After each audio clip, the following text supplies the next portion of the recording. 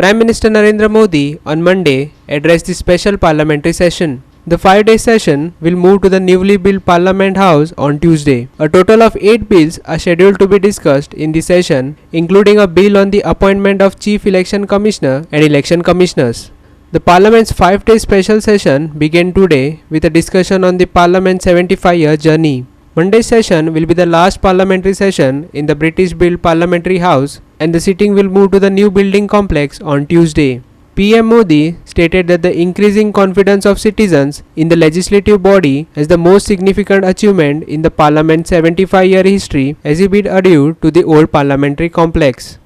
आदरणीय अध्यक्ष जी, ये सदन से विदाई लेना एक बहुत ही भावुक पल है। परिवार भी अगर पुराना घर छोड़कर के नए घर जाता है तो बहुत सारी यादें कुछ पल के लिए उसको झकझोर देती है, और हम जब ये सदन को छोड़ के जा रहे हैं तो हमारा मन मस्तिष्क भी उन भावनाओं से भरा हुआ है, अनेक यादों से भरा हुआ है। खट्टे मीठे अनुभव भी रहे हैं, नोकझोंक भी रही है, कभी संघर्ष का माहौल भी रहा है और कभी इसी सदन में उत्सव और उमंग का माहौल भी रहा है। ये सारी स्मृतियां हमारे साथ हम सबकी साझी स्मृतियां हैं, ये हम सबकी साझी विरासत है, और इसलिए इसका गौरव भी हम सबका साझा है।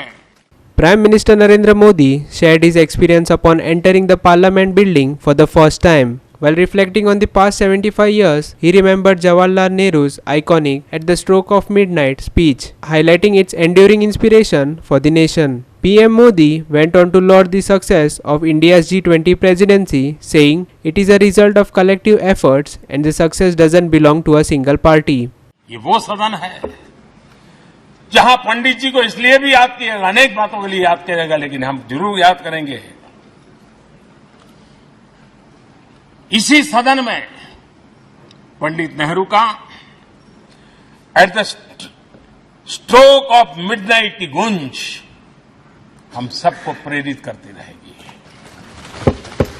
और इसी सदन में अटल जी ने कहा था, वो शब्द आज भी गूंज रहे हैं इस सदन में, सरकारें आएगी जाएगी, पार्टियां बनेगी बिगड़ेगी, लेकिन ये देश रहना चाहिए।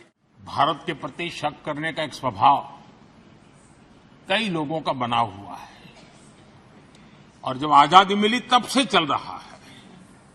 इस बार भी यही था, कोई डिक्लेरेशन नहीं होगा, असंभव है, लेकिन ये भारत की ताकत है कि वह भी हुआ, और विश्व सर्वसम्मति से एक साझा घोषणा पत्र लेकर के आगे का रोड मैप लेकर के यहां से प्रारंभ हुआ है। भूतकाल में जब नेम की समिट हुई थी, सर्वसम्मति से प्रस्ताव पारित करके देश के इस प्रयास को सराहा था। आज G20 की सफलता को भी आपने सर्वसम्मति से सराहा है। मैं मानता हूं देशवासियों का आपने गौरव बढ़ाया है, मैं आपका आभार व्यक्त करता हूं। G20 की सफलता 140 करोड़ देशवासियों की है, ये भारत की सफलता है, किसी व्यक्ति की सफलता नहीं है, किसी दल की सफलता नहीं है।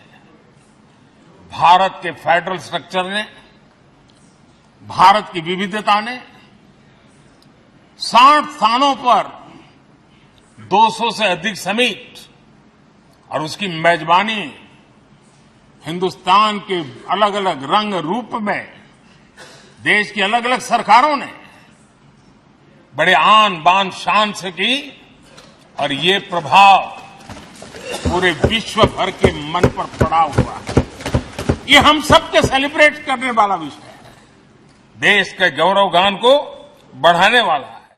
Manish Parab and Shivani Sangilkar for Goa 365.